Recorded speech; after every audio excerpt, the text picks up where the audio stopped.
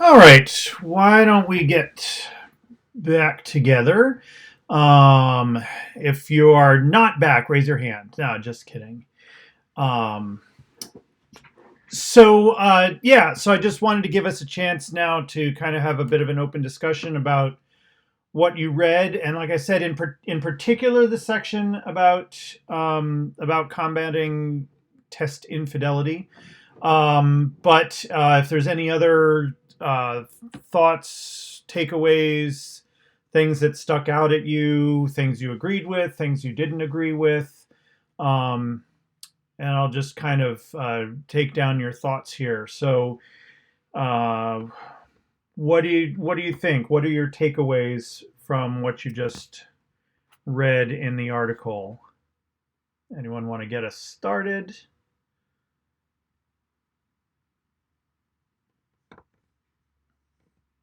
I can start Yeah, if you go want. ahead, Sandy. Okay. I just thought that the taking the main question or questions and making variants of it was kind of interesting. Okay. And what's the point of doing that? I mean, that obviously means more work for us as teachers, but what does that particular thing gain us? Um, from what I can remember, it makes it more random. I guess there's a thing on Moodle where you can make it more random. Okay. Yeah, does anybody want to pick up with that or continue with that or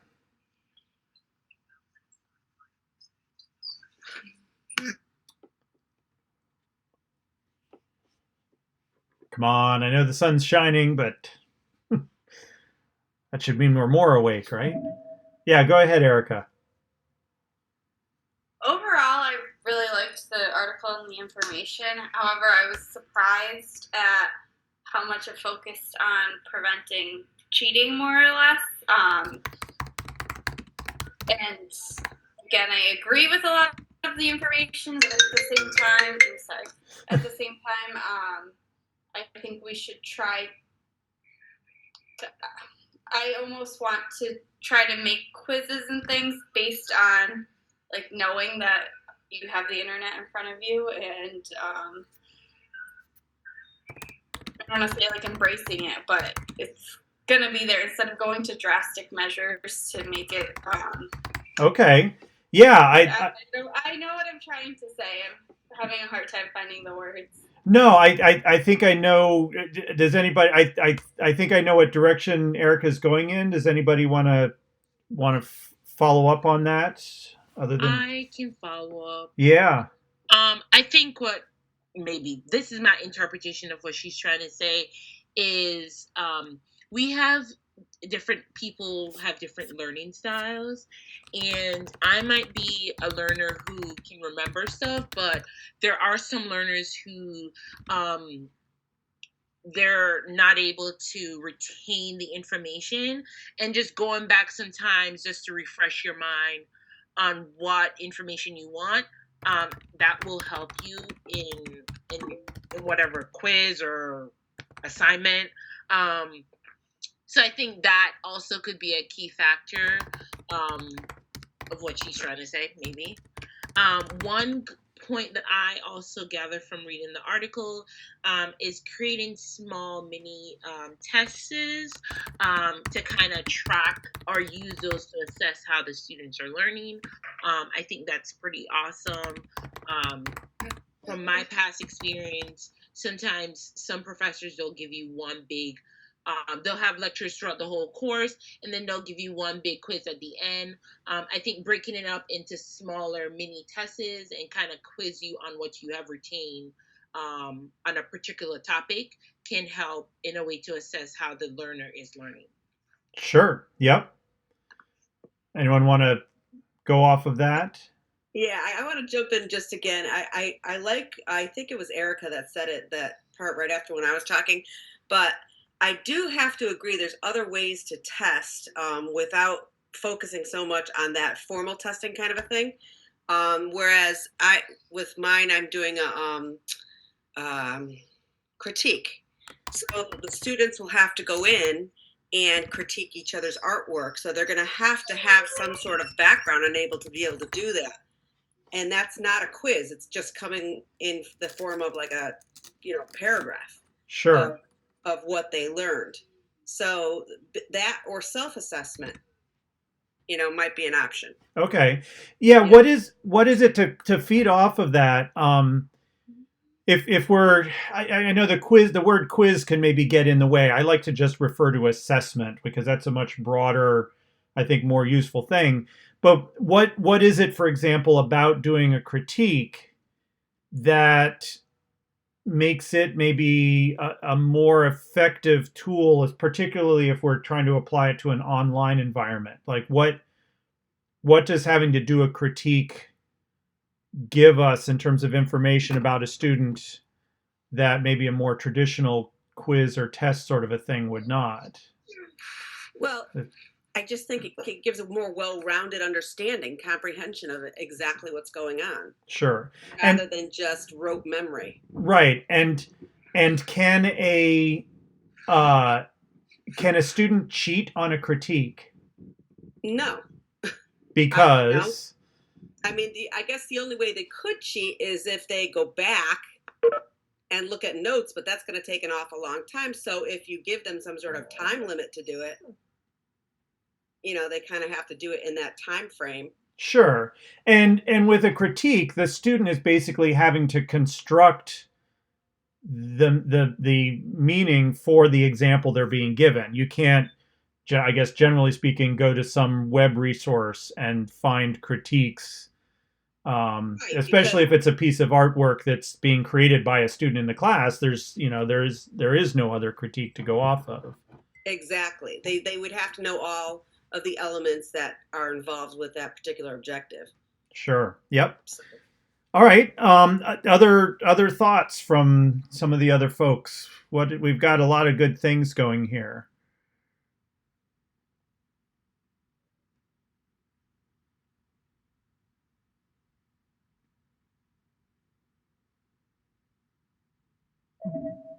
Yeah, go ahead, Brian.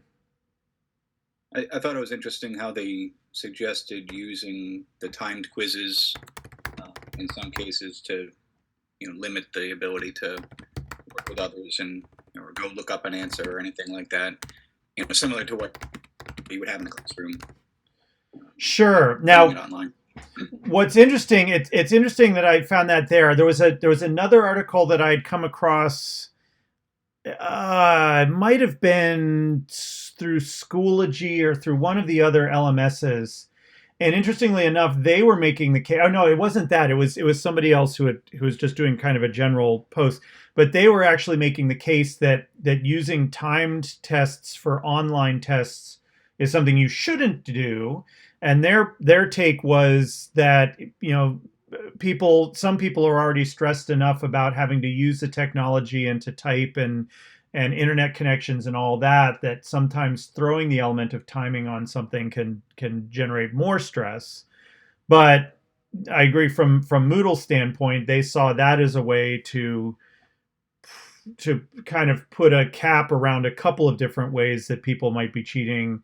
They're going to take care of their own test first and their own grade first before they go on to somebody else's. So if a test is only available for a certain amount of time, they're less likely to try to do somebody else's test and so on. So yeah, you'd have to kind of think through it. Have I lost sound from everybody? Can anybody hear me?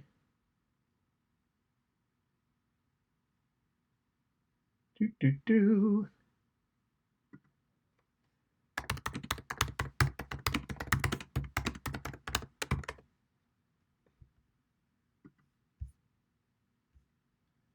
Oh, interesting.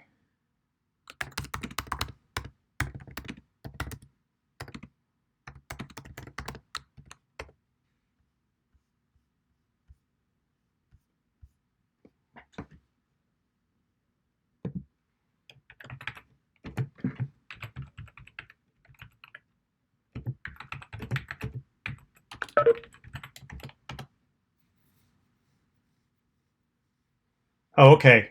Am I back? Okay, good. Not sure what happened there. I blame gremlins. Okay.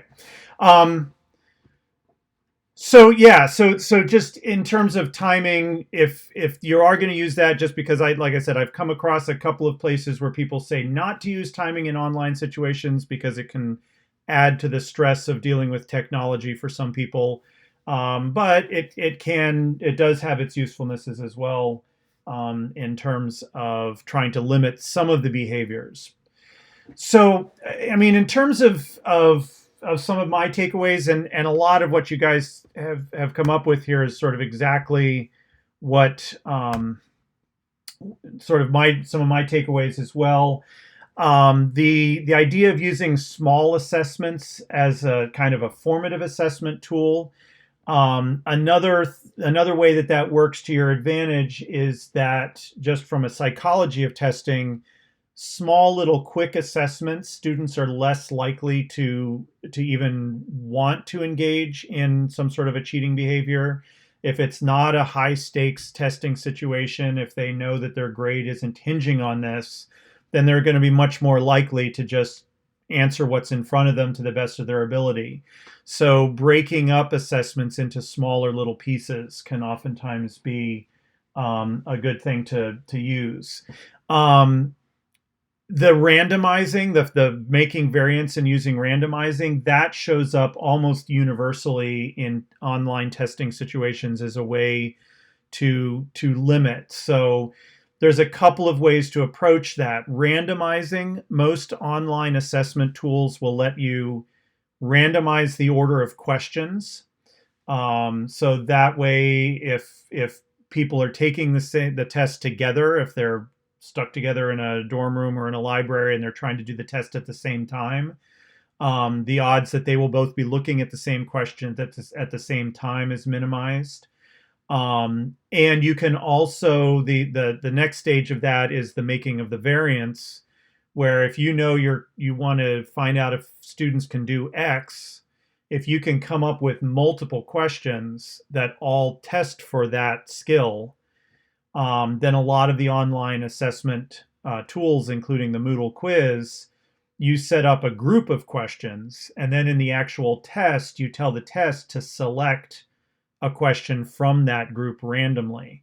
And there again, what you're basically doing is allowing the test software to generate multiple versions of the test, which gives people a little less likelihood that they will be able to look at somebody else's answers or something like that. So those tools of breaking things down, trying to go for more low stakes formative style of assessment as opposed to the high stakes summative assessments.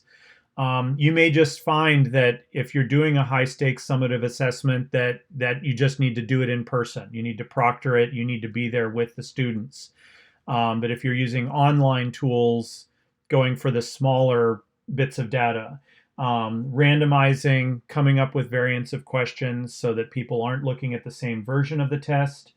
And then the other one, and this just, I think, goes along in many cases with where educational theory is right now on assessment in general, is to assess the deeper learning. Simply asking, I mean, there are places for simple recall types of questions, but for the most part, what we really want to find out from our students is depth of understanding of a topic. So building questions in such a way that they aren't cheatable. There's not a right answer that they just have to look up, but rather trying to design a question like the critique idea. You know, what you're trying to do is find out their ability to examine a piece of artwork and critique it. There's not a whole lot a student would be able to do to cheat on a question like that, even if they were by themselves at home with access to 3 different computers that they could be looking stuff up on. There's not much that they could look up there. So trying to design questions in a way that stay away. A lot of online assessment, it's super easy to use the multiple choice question that has the one right answer. That can be scored by the computer so that the teacher doesn't have to do any assessment of it. But unless you're really in a low stakes environment, you pretty much have to assume if you're going to use questions like that, that some students are going to figure out a way around that. They're going to keep track of the questions, they're going to keep track of the answers, they're going to copy each other's questions and answers or do the test together. So looking for those ways, to develop questions in such a way that they aren't just something somebody could pop on somewhere and look up. I like the other side of the coin that came up in the discussion too, is the other thing you can do is embrace it. And that actually didn't even really come up in the article. There's a lot of focus on how to keep people from using the internet while they're taking a test. But the other option is simply to allow that, to again look at what you're actually trying to assess. And if giving students access to online tools is not going to invalidate whatever you're trying to assess, then sometimes it's better to just embrace it, acknowledge it, allow them to use those tools, if that is going to allow you as the teacher to still get the information that you need to get from your students. So just some things to think about. So technique wise, if you're trying to limit the student's ability to do anything, there are some strategies here. The key, I think, is to really, as a teacher, examine what it is you're trying to assess. And then trying to design questions in such a way that you can find that information out without it simply becoming an exercise on the student's part of just trying to see where they can find the answer from. And that'll help to strengthen what you're doing online and break it up into smaller pieces. So other comments, questions, critiques?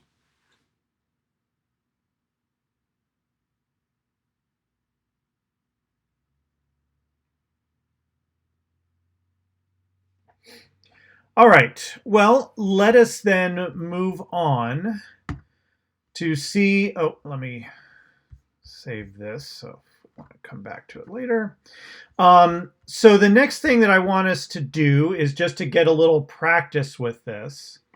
So I just sort of randomly set up 3 groups with 4 people. Now I know we're missing Melissa tonight. So group 1, you're going to be down 1 person, but I think this is still going to be easily doable with 3.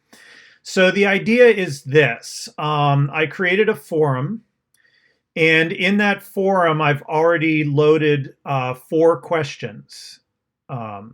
So in your small groups, the overview is that in your small group, you're going to look at each of these 4 questions and then see if you can collectively, either, depending on what direction you want to go, either rewrite the question in a different way to make it a little bit more effective, keeping in mind what we've just been talking about in terms of assessment and so on.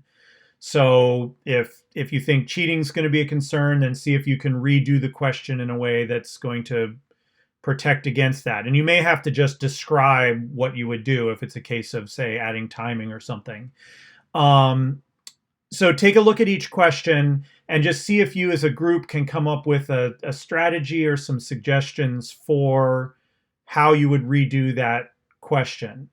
And then what your group will do is to write a reply to each of the 4 questions that contains your suggestion. So each group will do a comment or do a reply to each of the 4 questions. So we'll have 3 different variations of suggestions for ways to approach each of the questions. So these are all questions, like I said, I wanted to make this as authentic as possible.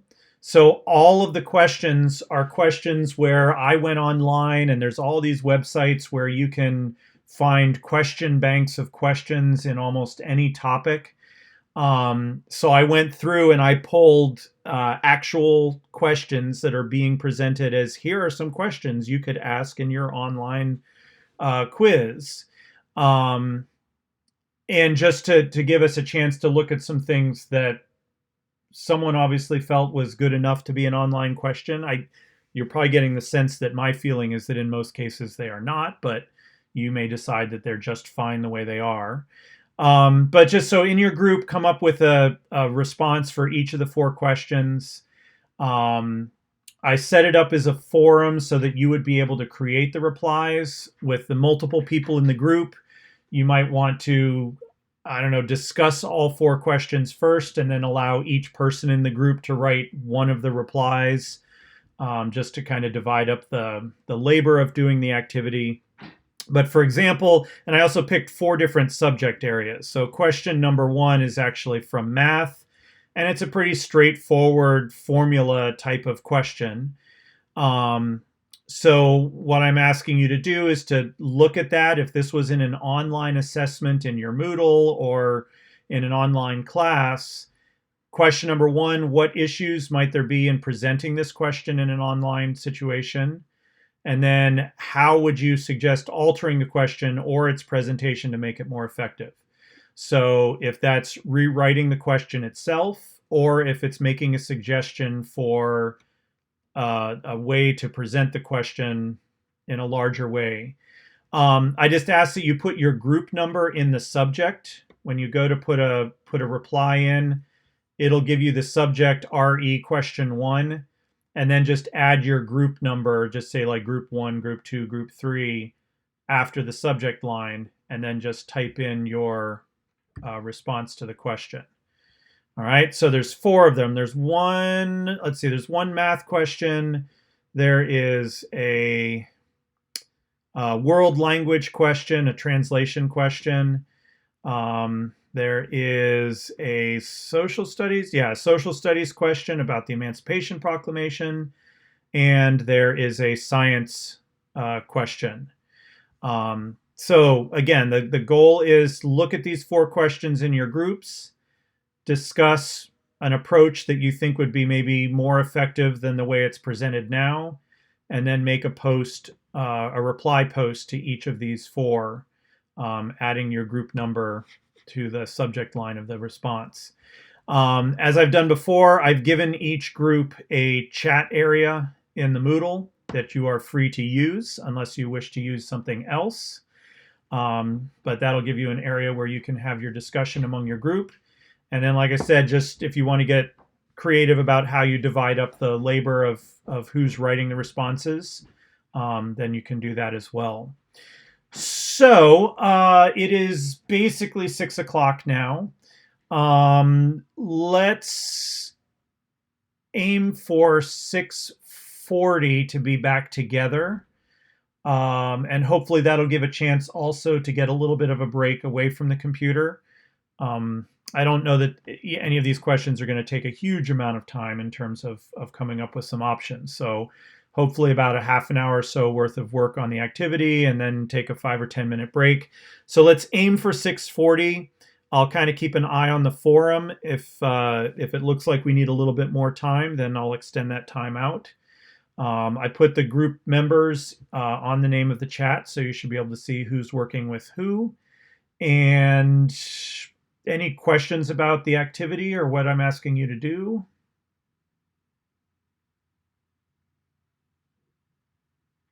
All right, so the goal is to try to create effective assessment questions that can be used in an online environment. So let's see what you come up with. Let's see if you can do better than the experts and the questions I pulled from the online question banks, and I'll see what you guys come up with, and let's plan to meet back at 6:40. All right, I will see you guys in a bit.